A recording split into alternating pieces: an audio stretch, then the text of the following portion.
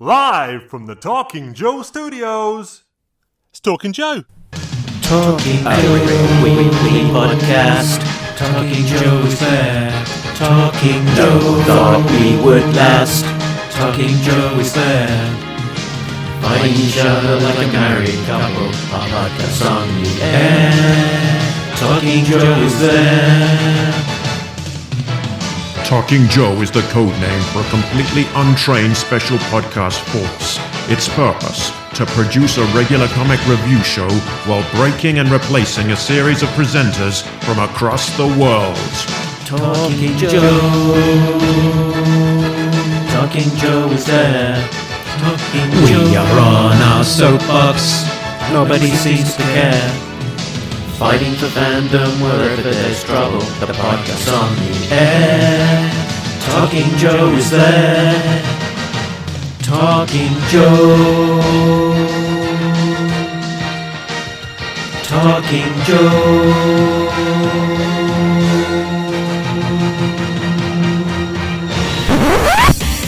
Talking Joe is on the air. Hey, yeah. It's me, Mark, and welcome to Talking Joe, the best and longest running dedicated comics podcast, except when we're talking about things that aren't comics like movies. If you're new to the show, then you can find out all of the details over on the website, which is talkingjoe.co.uk. But without further ado, let me introduce you to the people on the show with me today, which are sometimes called co-hosts. First up, it's Snake Oil Salesman, a real American Tim. Snake oil. I sell entertaining and beautiful books and comics. I got confused for some reason. He sells Mark, funny books. And hello, listeners. And the man coming up next, he has got an I, because I just said snake before, and this person has an I for the latest G.I. Joe toys. It's G.I. Joe. It's G.I. Joey J. Cordray. Oh, dear. Howdy, Joe fans. You all enjoying the mental gymnastics that Mark had to try to pull to put that one together like I am. You're in for a treat today. I look forward each week to how Mark ascribes the positive that Mark ascribes to our podcast. I really like the one... the most popular one that comes out on a Thursday. I really like the one, at least that's what my mother says. And every week I look forward to a better and funnier description that makes Talking Joe unique. What are we talking about today, Mark? Today we are talking about the Snake Eyes movie. So this is the film that came out in the summer a few weeks ago, after having a long delay, and which we have now all seen. Before we get into it, shall I give you a quick recap of what the film was all about? Yes. Yes, please do. Okay, this is the plot breakdown.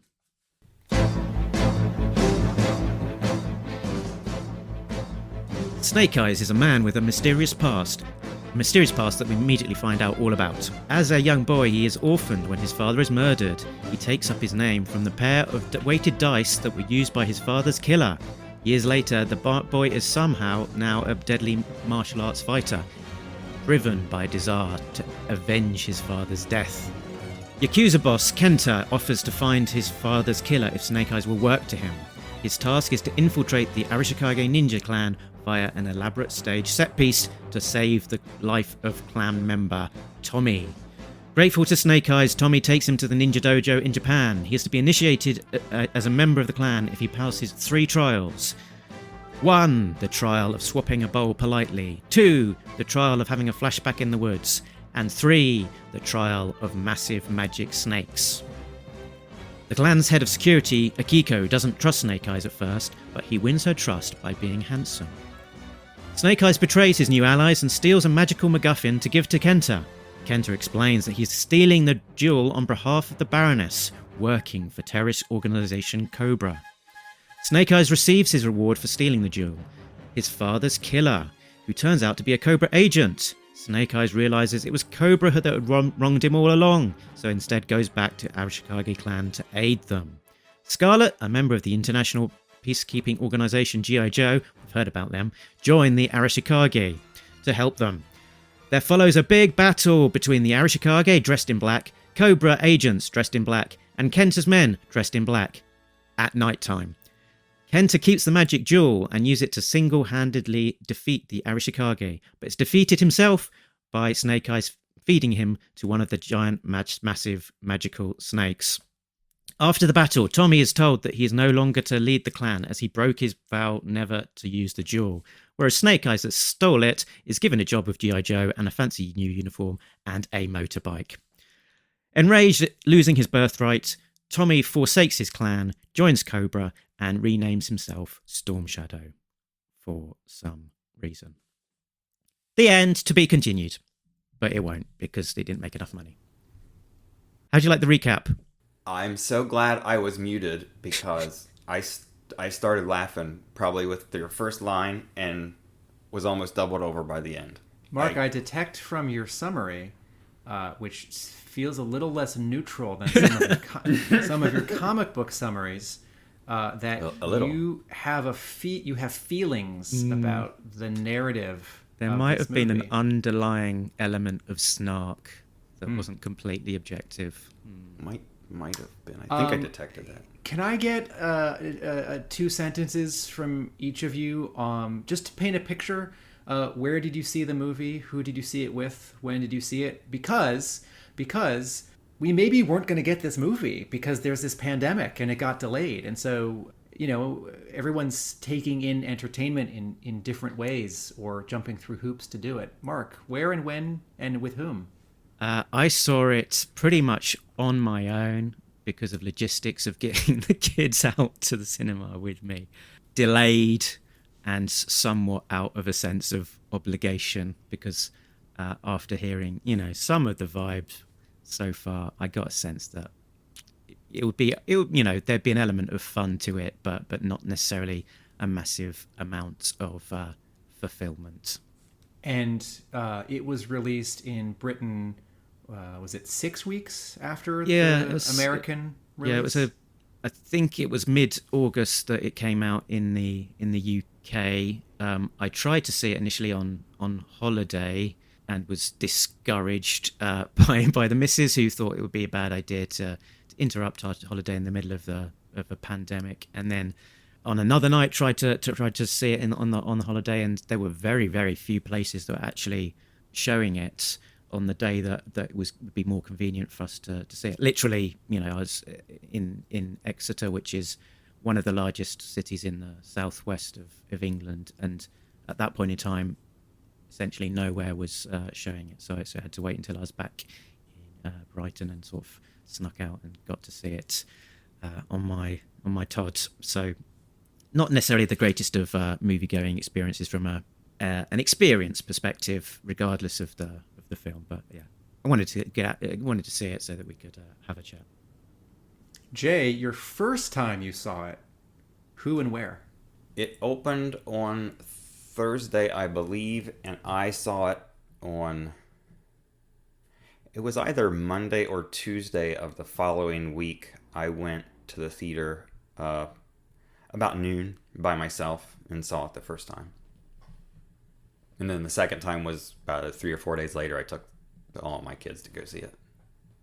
Was it important to you to see it by yourself the first time, or that just how it worked out?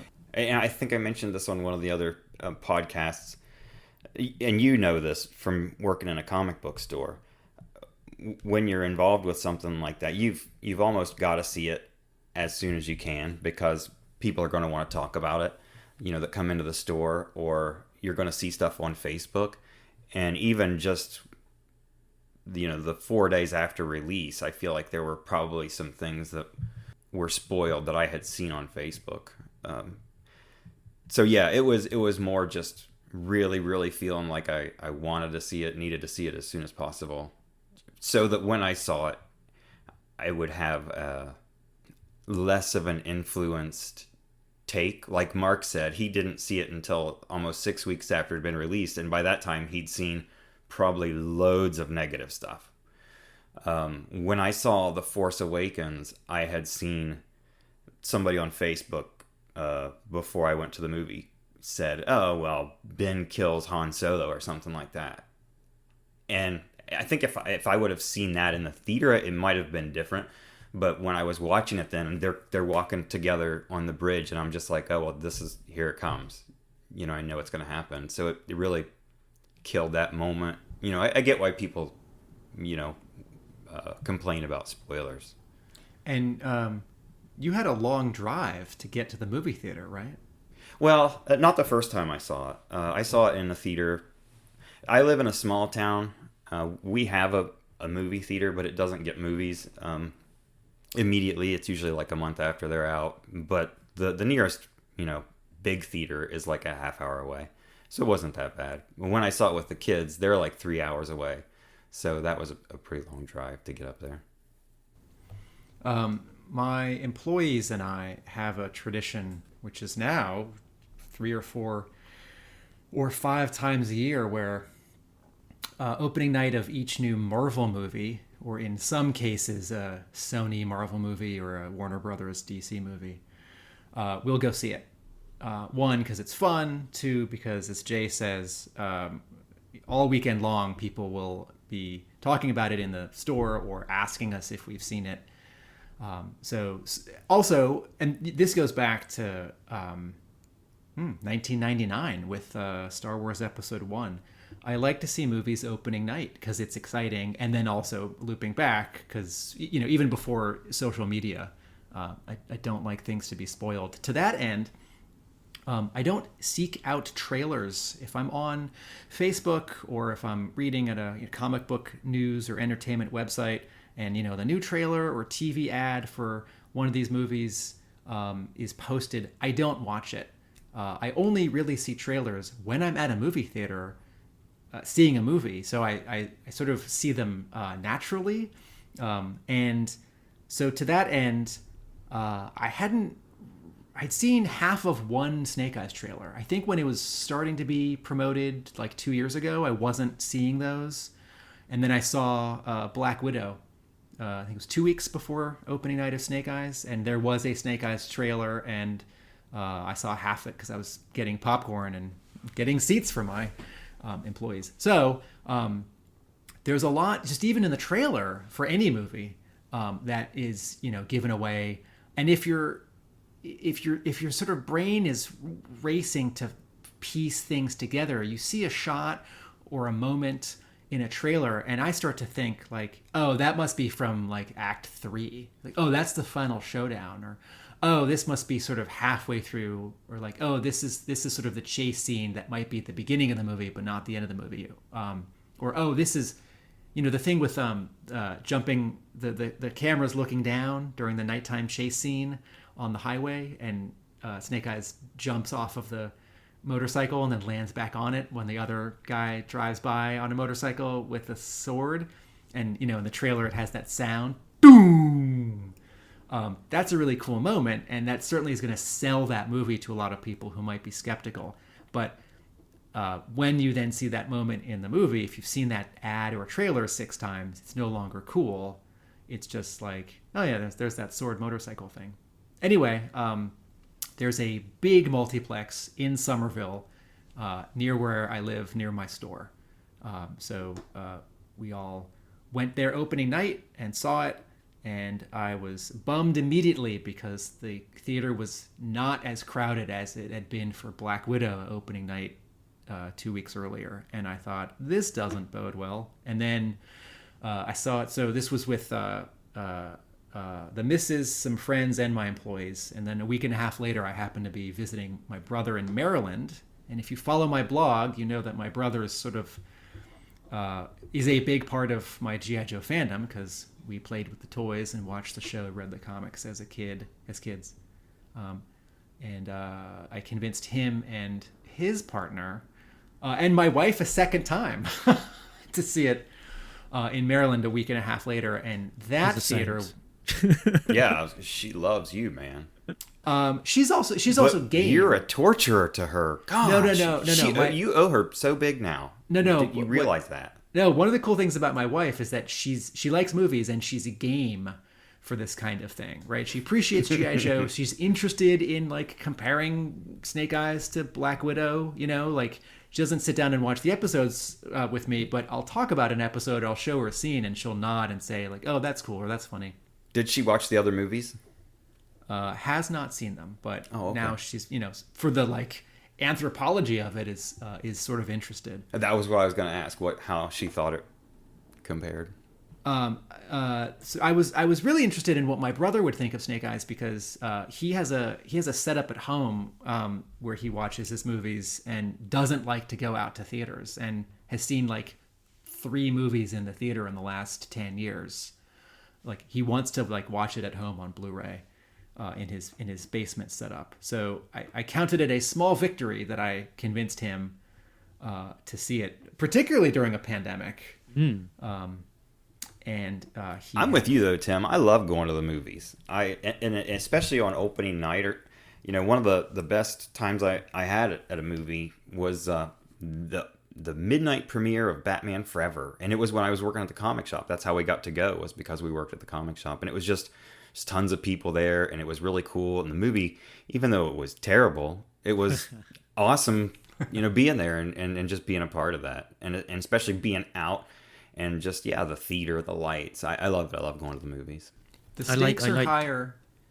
Go ahead. I was going to say, I like that concept of Tim's, that, avoid trailers, but in their natural, place in the cinema, then it's acceptable to watch them. It's kind of like a David Attenborough. Here we are, watching a trailer in its natural habitat, nestled before the start of a main featurette, I will add, as trailers are long and they give way too much and they're overcut. I will often close my eyes for half of a trailer. It's like Eternals. You're a cheater. Like I don't need to be convinced. I'm going to go see Eternals. So before Black Widow or Shang-Chi, the Eternals trailer plays. Like, no, I don't need this to be given away.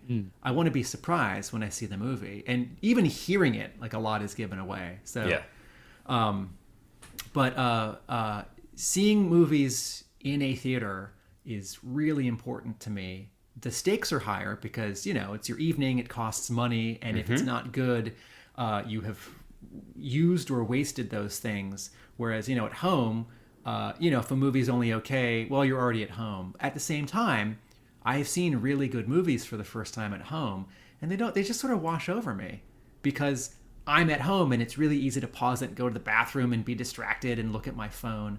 In a theater, that is what I'm there to do. And seeing a movie, good or bad, old or new, famous or obscure, with an audience, when this image is much bigger than you, and it is loud, that is a powerful experience, and it is there's no comparison for attempting that at home.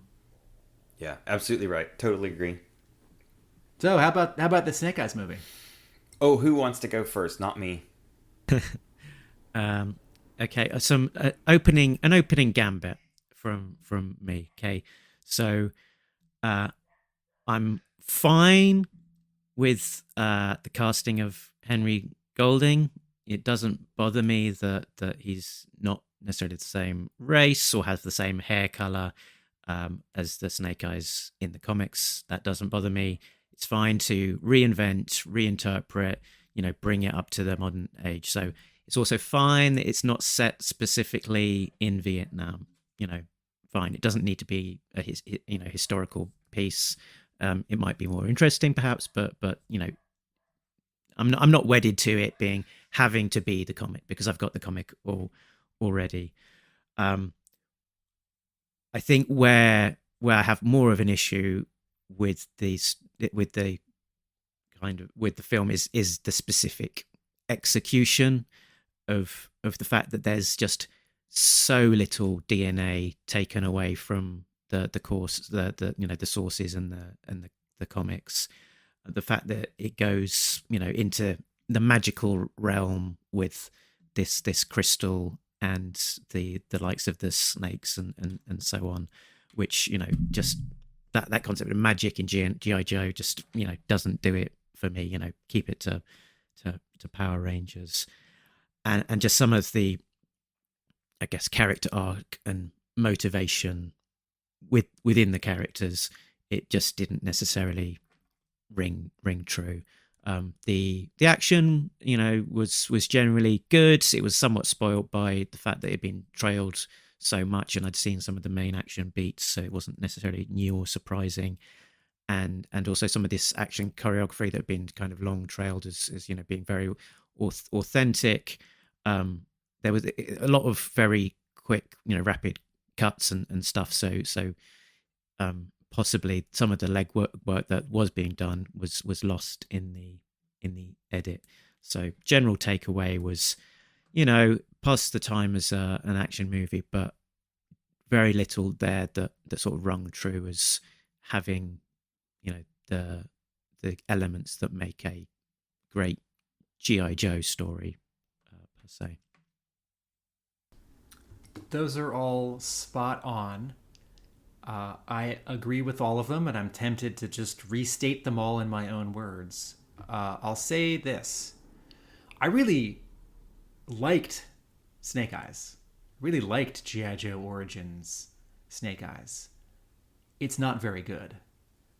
I don't know. I'm too close to this. I don't know if me liking it so much is deceiving myself so that I won't be disappointed or further disappointed, because, Rise of Cobra, I don't like it so much. I don't own it. I don't have a DVD.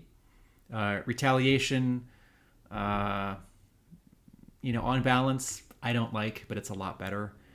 And like, oh man, like we get another shot, and it didn't work, and it didn't work. It cost less money, and it made so the stakes aren't as high, right? Like, it doesn't need to make as much money to be successful, but it really didn't make money. Although there was an asterisk there, like a baseball player on steroids breaking a record. There's an asterisk there. It's a really fun movie, and one of my metrics is, could I show this to my nephew who's in 4th grade? And I could. It's not the first G.I. Joe object, comic book, toy, episode, movie that I would share, but I was unpleasantly surprised at how much shaky camera there was and how fast the editing was during the fight scenes, considering, as Mark says, what a point the filmmakers made of the fight choreographer, the fight choreography, Henry Golding's training, and just, the physicality of it all. There were, when I don't know if you two experienced this, but when the trailers were done and the logo for my movie theater was done and the movie started, there was a promo at the beginning, both times that I saw this, where Henry Golding says, hey everyone, it's me, Henry Golding. Thank you so much for coming to this theater to support Snake Eyes on the big screen. We worked so hard. We put our blood, sweat, and tears into this, from the grueling physical training to the beautiful costumes, the locations. Enjoy the movie. And I thought, yes, this fighting is going to be awesome. And I really didn't like the fight editing or the camera work. And so much of that good work is undone because, if you train your actor to do this awesome move and then you cut 2 or 3 times during this awesome move, it might as well just be a stunt actor or a fight performer doing that, because that's why you would cut that way, to sort of hide the fact that your lead actor, who's an actor, not a fighter, can't do it that fast or can't, kick that high or something. Yeah, great. And I feel like I should almost caveat my statement as in terms of saying that as a film, I think it's a fun film, and I wouldn't have any qualms about watching it again with the kids. Thomas would probably go, but that's not Snake Eyes. What's going on? because he's very knowledgeable with the having read all of the comics now. So it's a fun film, but it's not necessarily the G.I. Joe film that you'd want. And a big part of that, I think, is the lead actor Henry Golding. That he's very likable. He's got a lot of on-screen charisma, and I think the plot is carried through by a lot of that charisma, and particularly some of the element that I kind of alluded to, which was a thing that bugged me around the plot, is that there's he's kind of it's meant to be a redemptive arc almost, that he initially fails this trial because he's not honest, and he's on a bad path, but then having forgiven his father's killer and gone to save the Arashikage, turned things around. But he's still done a horrendous thing, stealing this jewel. He's given it to terrorists, terrorists and armed dealers. It's resulted in the some seeming annihilation of an entire ninja clan and the betrayal of his best bud at that point of time. And seemingly he's only really sort of turned it around because that guy at the last minute said, "Oh, I was working for Cobra." "Oh, Cobra, they're the bad guys. Those are the ones that I was helping. Oh, now I want to fight them." It's less around an internal realization that he had done the wrong thing to begin with. It was only the fact that this killer had the connection to Cobra that made this sudden twist in terms of the trajectory to go back and help his previous allies. Yeah, I agree with everything you guys said, and kind of like what Tim said. I don't want to just repeat all your words in mine because I basically agree with everything. It was fun. Henry Golding is great, and that's what makes it not a terrible thing. But when I was watching it, I remember the moment when you realize that Snake Eyes is, that he's working for Kenta. That the whole thing in the beginning was a setup just to get him in to the Arashikage clan.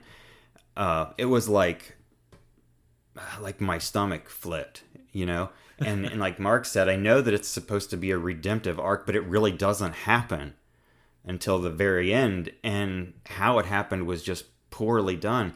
And it's like, I've heard a lot of people online, or read a lot of people online talk about one of the reasons, the biggest reason, almost the first word out of everybody's mouth when they say, "What do you think of when you think of Snake Eyes?" is honor. And that's what, that's the whole conversation between him and Storm Shadow in the beginning. I looked in your eyes and I saw honor. Okay, well, 50 minutes later, I'm going to tell you you're my blood brother, and I'm going to cut your hand so I can take your DNA and steal something that your family's been protecting for centuries so I can take it and go kill someone. And I'm like, wow, that's not Snake Eyes. Snake Eyes would find a way, a better way to do every single thing. And like you both mentioned, the shaky cam and stuff, I'm not a fan of action movies. I like adventure movies like Indiana Jones. But, when I watch something like John Wick or like Mission Impossible 2, the tricks with Tom Cruise on the motorcycle and, fighting a helicopter. And just Tim mentioned the part during the motorcycle bike chase scene where Snake Eyes jumps over their blades and you see it from above. And, there's, like Tim said, you see that and you go, wow. I don't. I just see that as that's impossible. I know that they're trying to say, yeah, this is something that's impossible, but he can do it. And no, not this guy, not the original Snake Eyes. I mean, it's just no. And all the fights and stuff, there's just things like that really take me out of it as far as selling the believability. So, I enjoyed it when I was in the theater. The kids all liked it when they were watching it. Like Tim said, I think younger kids, if they could go and see it, they might like it. But on the other hand, I don't want this to be the start of a new G.I. Joe franchise. I don't want this Snake Eyes to be what things are based around. And a Storm Shadow who, by all rights, is the good guy and has every reason to want to kill Snake Eyes. It just did, yeah. It just changed things unnecessarily and not for the better in nearly every situation. Yeah, I think sort of being a G.I. Joe fan and having existing knowledge of G.I. Joe isn't really going to help you in your appreciation of the film. There's Not at all. Yeah, there's not a huge amount coming from the comics, but there's sort of parallels. So in the original story, you had Snake Eyes coming in, being accepted by the clan, being trained, etc. And obviously we've got a bit of that, albeit the kind of the reasons for him doing so are different. But a key sort of driver of that, what that story is that the Hardmaster is killed, and Storm Shadow goes off and joins Cobra to try and find the killer. Whereas in this story, Snake Eyes' father has been killed, and he's gone and joined the Arashikage to try and find out the killer of his father. And now when Storm Shadow has left and joined Cobra, it's much less on a mission of something, a good mission, track down the killer of the Hardmaster, and a much more of a sort of selfish mission that he's been berated by his granny, and he's not her favorite anymore, and instead go off and join some terrorists because he's not happy about it. Yeah, leaving Storm Shadow in not such a good arc for him, particularly as he didn't really do anything wrong up to that point. No, Storm Shadow was completely innocent. That's what I said. Like, that's why, when you first realize that Snake Eyes is not the good guy in his own movie, that's bad enough. But then, like I said, the really bad betrayal of saying, "Oh yeah, we're blood brothers here," and then he slices his hand because he knows Storm Shadow's going to do the same thing because he is a good guy, and you're like, "Wow, that's bad." I think it's worth being specific here that this movie was written by 3 people. Like, we can talk about the movie and the characters and our reactions to it, but ultimately, a producer and a studio like hire a director and hire writers, and this movie was written by 3 people. It's written by Evan Spiliotopoulos, Joe Shrapnel, and Anna Waterhouse. And it used to be that when a movie like this came out, my friend who is a producer in New York and who's also the editor of my G.I. Joe book, Nick Nadell, would say the first thing he would do when a movie like this is announced is he would check the IMDb for their name to see what else they had done. Like, oh, this director of this sci-fi movie or action movie, franchise movie that's coming out next year that we're excited about. Oh, this is what they did previously. Oh, these other movies are good, or oh, these other movies are bad, or oh, some of these other movies are good and some are bad, so I'm not sure which way this is going to go. Robert Schwentke directed Snake Eyes. He had directed some movies like this before, which would indicate some familiarity with this kind of movie with some skill. He directed Red, the movie with Bruce Willis, right, which is also based on a comic, and I haven't seen Red, but it's on my list. I want to. I was sort of not interested when it came out because it's based on a comic that's very short and particular for me, and I wasn't interested in seeing it expanded and maybe sort of ruined because, how do you turn 3 issues into 2 it's hours? basically a different thing. There you go. Right, you just make it something else. So, but the direction isn't. I don't think there's necessarily much wrong with the direction per se in this film. Possibly the editing is a little bit more choppy, and you lose, I guess, some of the hard work that went into the fighting choreography as a result. But so yeah, yes and no. So every movie's different. Some directors are very much about performance and staging. Some are very much about character arc. So famously, George Lucas, when he directed Star Wars, it's a joke, but it's also true. Like Harrison Ford sort of says, like, Lucas just had like two things he would say to you after you did a take: faster or again. And you look at, the 4 Star Wars movies that George Lucas directed, and you compare them to the 2, I'm talking just about the original and the prequels, right? You compare them to the 2 that he didn't. And like, all the character stuff is much better in the 2 that he didn't direct. And they're all written by different people, but a lot of that is down to the director, who's like making decisions about the screenplay while the movie's being shot, whether the writer is sort of on set or not, and doing some rewriting when the movie is being written. A franchise movie like this, the producers are much more involved. And the point I was about to make before with Googling the director to see what else they had done is nowadays, Amazing Spider-Man, like that first new Spider-Man movie after the 3 Sam Raimi movies, like the guy who directed that had done, what was it, 500 Days of Summer?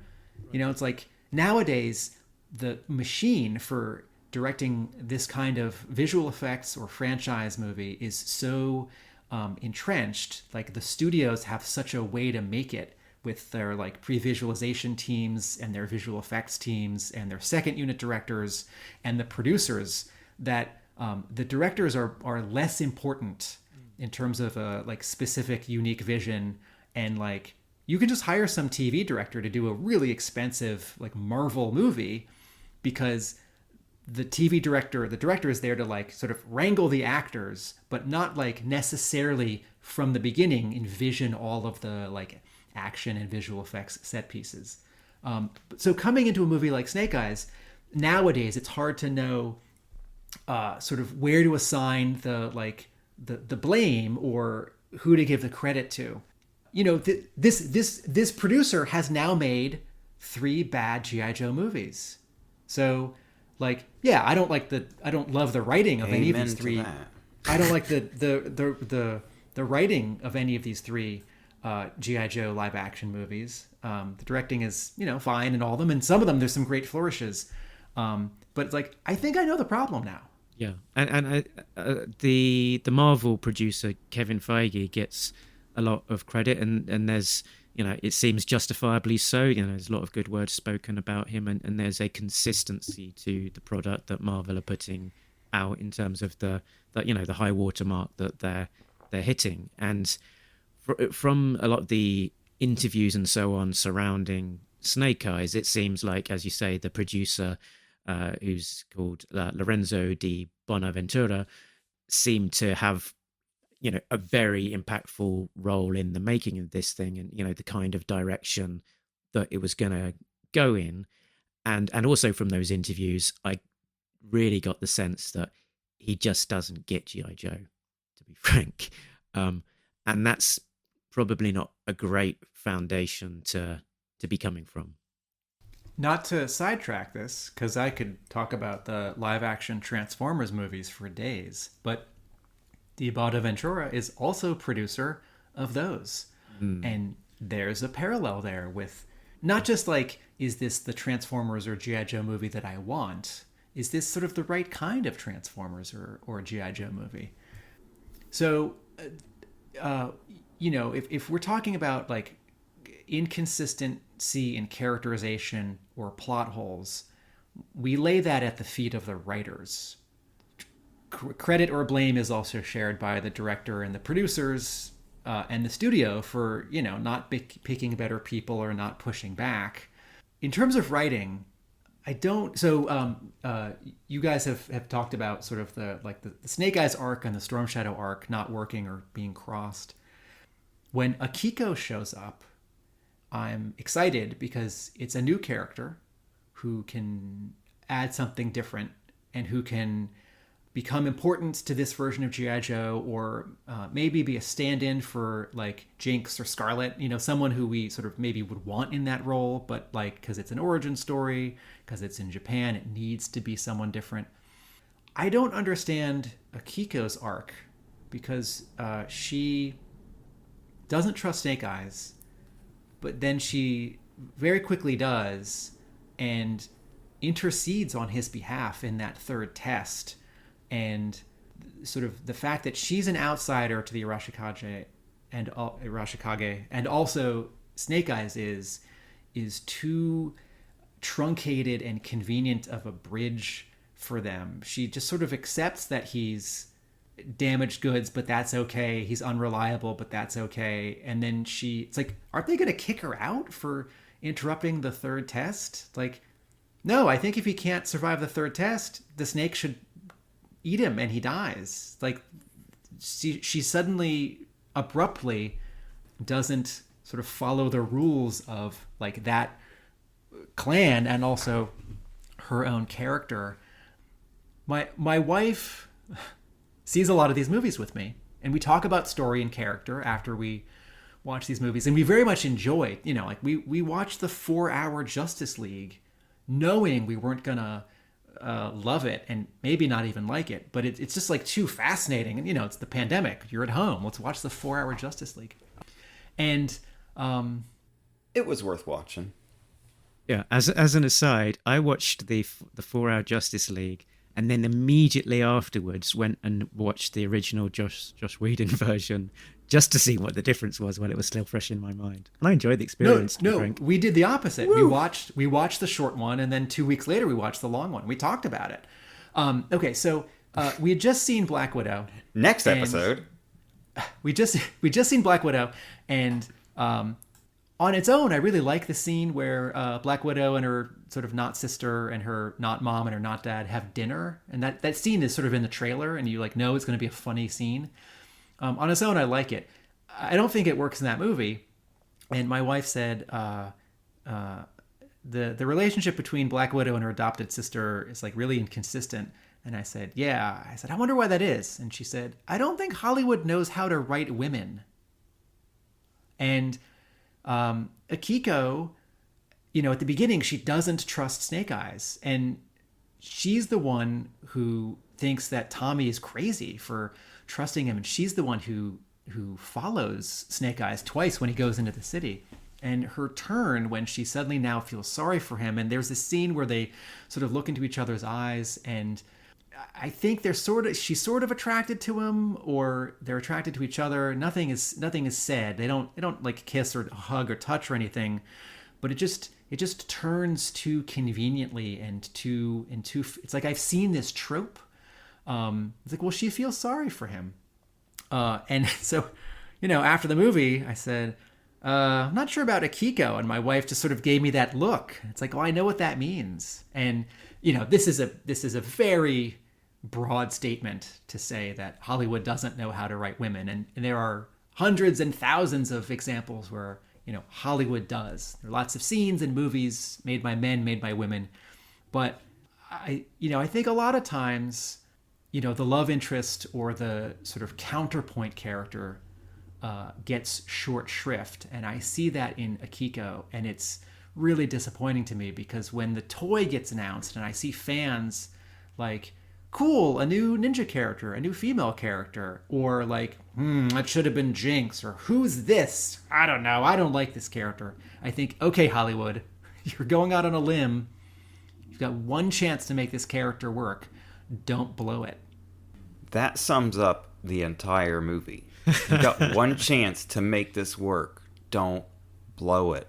And ultimately, when I think back on the movie as a whole, it's just disappointing for me as a fan, because, I've been there since '82. I remember the excitement of reading issue 21, and 26 was like, blew my mind, and it's just it's a good story, and it could be visually would look great on the scene, so many just like think of Forrest Gump, like even the Vietnam scenes, when there were explosions and stuff going on, just there were some nice shots in there. They could have done so much with that story. Okay. And that story had an honorable character that would have connected with people. And maybe would have been something that they could have built a franchise on. And also in terms of building a franchise, the way that the film ended, it was pretty open. Really, it was a bit of a wishy-washy ending. The Snake Eyes is finally put on his mask and zoomed off on his motorbike, and Storm Shadow's revealed as doing a heel turn and joining Cobra, but it wasn't anything about the ending. He thought, wow, I wonder what's going to happen next. I can't wait till the next one. It didn't have that. It didn't set up that kind of cliffhanger or anticipatory moment really. And with the box office gone the way it has, the odds, I guess, that this will be followed up has massively shrunk, unfortunately, because what was the total? Like 36 million globally, or was that just domestically? I don't know. But 36 million, that's not even, it's barely half of what it took to make it. So, and I think a lot of that was word of mouth. Numbers significantly dropped off the first week, and then every week after that was just boom, boom, boom, boom. I mean, yeah, it was, I guess, the main action film that it was up against at the same time was, I think, is it called Free Guy? I don't think Free Guy had come out yet. I think it was after Fast 9. Certainly in the UK it was, it was delayed. And Free Guy did really well when it did open in the States after Snake Eyes. Snake Eyes had this tiny window after Fast 9 and Black Widow, but before the Suicide Squad. Yeah, so I mean, there were other films maybe not coming out necessarily same opening weekend, but around that time, Fast and Furious and Free Guy and Black Widow, and you said and Suicide Squad, and for me as a dyed-in-the-wool G.I. Joe fan, I was looking at the the trailers and things like that. I was probably more inclined and excited about seeing 3 of those films, Free Guy, Black Widow, Suicide Squad, than I was about G.I. Joe, to be honest. Which is honestly, that's kind of the way I was too. And like I said, for me, that went back to not really getting like John Wick kind of movies. And as soon as I saw that trailer, it looked like that. It looked like Rise of Cobra. It looked like Retaliation. It looked like something that I didn't want to watch. I don't know. Tim, pick us up. You liked it. There's a. I'll say a negative thing. I'll say a positive thing. There's a review, and I wish I had the link, because I'd like to give the person credit for writing this. But it's something that I read maybe 3 weeks before the movie came out, and the person said, "This is the sequel reboot that no one asked for and no one wants." And the G.I. Joe franchise as a live action entity was in a really tough place 3 years ago, 2 years ago, as they're making this movie, because some of the audience is going to assume that this takes place after the movie with The Rock. Some of the audience doesn't really care, but knows of the other 2 movies, and may not be looking for Channing Tatum or The Rock, but it's like, oh well, it's the G.I. Joe thing. Some of the audience just wants to see an entertaining thing that's 2 hours and sort of knows about G.I. Joe and like doesn't need it to connect, or isn't considering that it might connect. So you have this problem where, for the 3 of us, it's like, okay, well, we've got these certain expectations, and then you've got a more general movie audience that it's like you have to make this clear that this is its own thing, and yet you also need to somehow link it to the 2 previous movies, because there is a lot of goodwill toward those, and they did make some money. That first one made enough money that there was a sequel, and the second one almost made enough money that there was a sequel. And everyone likes The Rock, but then you have to change tacks. Like, okay, this can't be as expensive because the last 2 were expensive and it didn't work out so well, and we have to do something different because the last 2 were like more superheroic and more military, and those didn't work, right? And it's like, well, they didn't work because they weren't good, but it's like by Hollywood logic, it's like, no, we have to do something different because it didn't work. And like, we don't, it's like, no, do it again, but do it well. Like, no, we have to do it differently. So, okay, this one will be a martial arts movie. And I think it's a cool take. It's like, all right, there aren't really going to be a lot of guns in this, and like planes and tanks, and the violence can be mostly bloodless. And this is another point where G.I. Joe's in a tough place, because the cartoon is bloodless. The comic book is, there's a little blood, but I think the specter of G.I. Joe, there's much more aggression and quote unquote violence in everyone's idea of G.I. Joe than there actually is. And, there are movies like Mission Impossible or The A-Team or The Bourne Identity or Indiana Jones, which a G.I. Joe movie can be more or less like. And like, you can make a PG-13 G.I. Joe movie that's not too quote unquote violent, that we can take our 9-year-old, 8-year-old nephews to, but that also is close enough to the brand that fans will like it. And that's a puzzle, but it's not an unsolvable one. And so, just looping back to sort of how Mark started this, it's like, okay, G.I. Joe is going to be a less expensive martial arts movie. Cool. Like, not what I would do. I would try and do something more like the second movie. Like, I would mix the second movie and this third movie if I was to do a third movie. But if you're going to make a martial arts movie, there needs to be a lot of new and novel images and story points, while also sort of familiar, like, G.I. Joe character and mythology. And in terms of, the MacGuffin and the betrayal, and the fighting, there are better martial arts movies out there. There are better, like, character betrayal movies out there. There are better, like, personal journey movies out there. And so I like it a lot. It's not very good. I also desperately want to like this. And sorry, my last point, then I'll give the mic over to Jay. I'm disappointed with G.I. Joe fans. Like, it's a pandemic. People don't want to go to movies or leave the house. And, like, everyone has the right to not leave the house right now if they can not leave the house. But there's a lot of energy spent by G.I. Joe fans on sort of what makes G.I. Joe G.I. Joe. And if you don't support your thing, it's going to go away. And I really needed G.I. Joe fans this summer to come out and see this movie.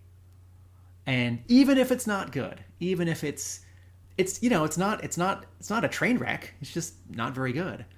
And because it didn't make any money, I'm sure we won't get another one. And that's both on the people who made a bad movie and also on the fans. Like, I could have seen it a third time and a bunch of people could have seen it a first time. It's like, we need to support this because this brand is fragile. But I bet there's only so much the fans can do. It has to extend beyond the fandom to actually, make the kind of box office that it really needs. I mean, it'll be a start, but it's not gonna make them their hundreds of millions that they need. What's the circulation? Any of you have any guess of A-Raw? Of the comic, it's only about it's about. I've heard the figure of 6,000. The toy fandom's bigger. I figure right there is what you're looking at as like the core fandom. Yeah, that's kind of what I was thinking. So those people, your diehard Joe fans, did go. But like Mark said, you needed other people to get interested and want to come see it. And I don't know. They just weren't interested in seeing it. You make a good point. Also, Paramount's hands were tied. Like MGM has a risk with this, with No Time to Die, with this final Daniel Craig James Bond movie coming out, September October 2021, like 2 years after it was supposed to come out. It got delayed several times, a lot like Snake Eyes. And there had already been, a big publicity push because No Time to Die was gonna come out Yeah. when it was gonna come out. It was I think it was pulled like only like the week before it was due to come out. It was like the week before lockdown happened in the UK or something. Right. Okay, thank you. March 2020. So it was, all of the whole hype machine, publicity machine was in full, in the full juggernaut mode. And then that, halted, Conventional wisdom for any movie that's delayed is that it's not very good, which is why it's delayed. Mm-hmm. It's delayed because the studio... Yep. Well, or not even. There are so many stories now of reshoots, and the way that live action movies have been made in the last 10 years. Right, it doesn't exactly mean the same thing that it used to. And I think people have the wrong... Like, what you're trying to say is it's not necessarily a bad thing if they do reshoots. Yeah, nowadays reshoots are built into these big franchise movies, right? Because they know some of it is cynical. It's like, well, we're going to do some testing with audiences, and we're going to see how the trailer does, and we might rewrite some stuff. But some of that is actually great because the way that animated films are made, it takes 3 years to make an animated feature film. The first year is story, and that's people drawing scenes and also writing scenes and maybe also writing songs. And like live action movies, that's not the process. And so you get locked into this script, and then you have locations that are reserved, and you have visual effects companies that are booked, and you have schedules. It's like, we need to deliver these shots to this studio at this time so they can crank out these visual effects shots for us so we can get our Super Bowl commercial, and then we can make our release date of June 15th or whatever it is, right? And with an animated film, there's a lot more back and forth between writing and drawing, rewriting and drawing, because it's easier to make a lot of those kinds of changes. And so with live action films, these expensive $300 million ones in the last 10 years are taking that kind of cue, and it's making better movies. That's great. So yes, Jay, absolutely. Reshoots don't necessarily just mean troubled production, but generally when movies get delayed, either it's because they're bad and the studio doesn't believe in them, and they're trying to find sort of a quieter place to release the movie where the sort of negative splash that it makes won't be as big. Or, yes, there might be reshoots, and so they're trying to fix some mistakes. Like the entire visual effects sequence of London getting destroyed at the end of G.I. Joe Retaliation, that was a late addition to that movie. But the third thing is that in terms of promotion, if you spend a lot of oxygen and money on advertising and getting your actors to do talk shows, and then you delay your movie, people sort of forget that the movie's coming out later, even if you then spend a lot of money and oxygen on new ads and talk show appearances. People who don't pay attention to release dates and trailers as much as we do will say, didn't that already come out? I sort of can't be bothered, right? And so, yes, even like the three of us might think like, the final Daniel Craig James Bond movie, that's a slam dunk, right? It's like, no, this is still a risk for MGM because people... It will be interesting to see how it fares, because it does feel, I get the sense that the air has come out of the sails on that there just isn't the enthusiasm. There was the big push, March 2020, everyone was geared up to it, gone away, and now it's coming back, and it's that old James Bond thing that they were talking about last year. Right. My girlfriend doesn't like going to the movies at all, and she was pissed off when James Bond got delayed, because that was like the one movie that she likes to go watch. It can turn the other way, right? Like Black Widow was released in theaters and simultaneously to Disney Plus, so it's hard to judge how the financial reaction to that took into account the delay. If people were sort of over it and less excited, or if they were more interested because they had to wait. But there's this argument that with how much money Shang-Chi is making, and if there's buzz for Eternals, that a year of no Marvel movies was actually really good for Marvel movies, because people started building up anticipation and realized that they missed them, right? So Snake Eyes comes into this, right? And like, let's not forget, G.I. Joe Retaliation was delayed, right, because of those reshoots.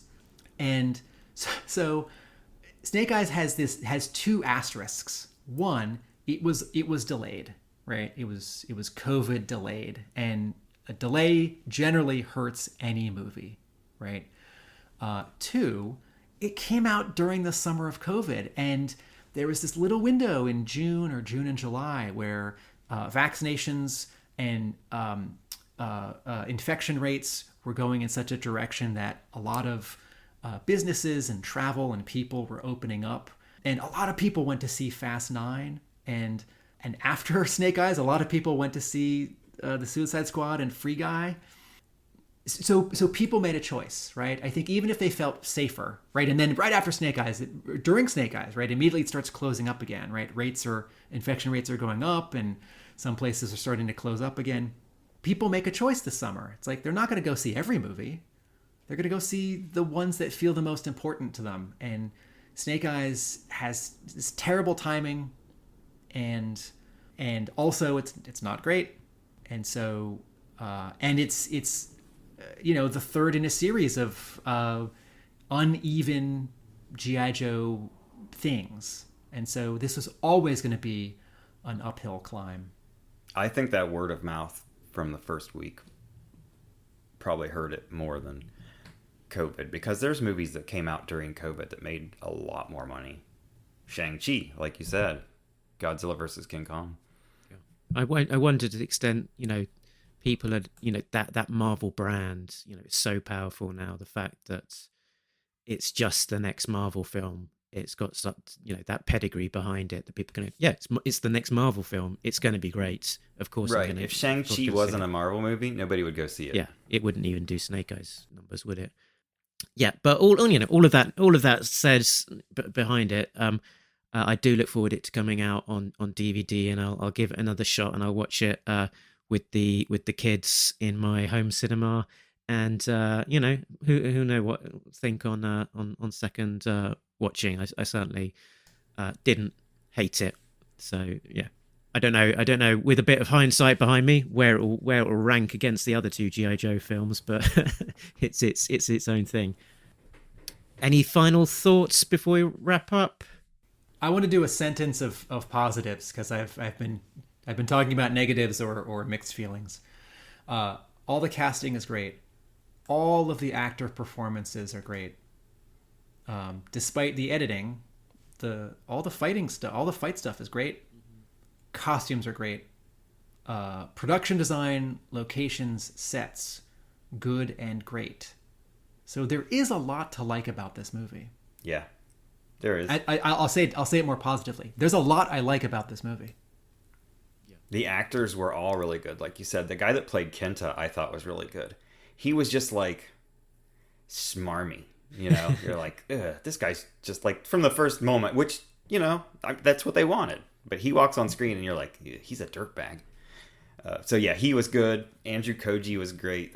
All the actors were good. Everybody did good with what they were given. An awful lot of Brits in the cast there as well. Henry Golding, Akiko, Storm Shadow, I think Hardmaster was a Brit. Yeah, it's the British Empire. Still kind of around in some form, I guess. Cool. I don't know. Should we force ourselves to give a score to this? It feels too hard. 3. I'm not interested. There's too much nuance. Yeah. To this movie and the two previous movies and COVID. I won't give it a number. I'll just say. I'll just repeat. I like it a lot. It's not very good. Okay. Very good. I give this one a 3. I give Retaliation a 5 and Rise of Cobra a 0.5 because I can't watch it. I get to the scene with Duke and Ripcord training to be Joes, and there's a too much suspension of disbelief that my brain can't go through that this is how you become a G.I. Joe. This is not Duke. I'm like, I can't finish watching that movie. So it's the worst one for me still somehow. Yeah, so Snake Eyes is probably number 2. A lot to talk about there. I'm sure we could keep on going for a long time more if we wanted to, but we will leave it there and hope you join us for the next time here on Talking Joe, where we'll be continuing to talk about the ARA issues as they come out, as well as the frontline issues from Devil's Due back in 2003 that we're continuing to look at, as well as other things like our art shows. Jay, where can people find you if they so wish to? Break Room Sketches on Facebook. And Tim, where can people find you? My brick and mortar comic book shop in Somerville, Massachusetts is Hub Comics, hubcomics.com, and Hub Comics at all the social medias. My blog for G.I. Joe is arealamericanbook.com. I want to make a road trip to Somerville. Yeah, check out your weekly YouTube videos as well. This week we found out that you have a step, but it was presented in a way that I very much enjoyed. We've always had a step. And hopefully in a couple ads we can talk about our handicap ramp, which will be able to lug up from the basement if someone calls ahead. Excellent. As a counterpoint to the step. And if you want to find out more about the podcast, we are at talkingjoe.co.uk. That is the website address that's got all of the links like Facebook, Twitter, Instagram, and whatnot. We're also on Patreon, patreon.com, Talking Joe. So big thanks to all of our backers who are chipping in a few quids here and there, which helps fund the running costs associated with running the podcast. So big thanks to Richard, Sam, Jay, Bill, Christopher, and Justin, who are getting early access to episodes, exclusive content, these shout-outs, and a warm feeling inside knowing the good they are doing. And I think that's us done. We're all done talking about Snake Eyes for now. But I think we're still on a coiled spring that if someone mentions the subject, we might keep on going. But all that said, remember, nobody beats Talking Joe, A real American podcast. It also features a guy from England. Later, guys, who are really nice guys and not at all wankers. Bye.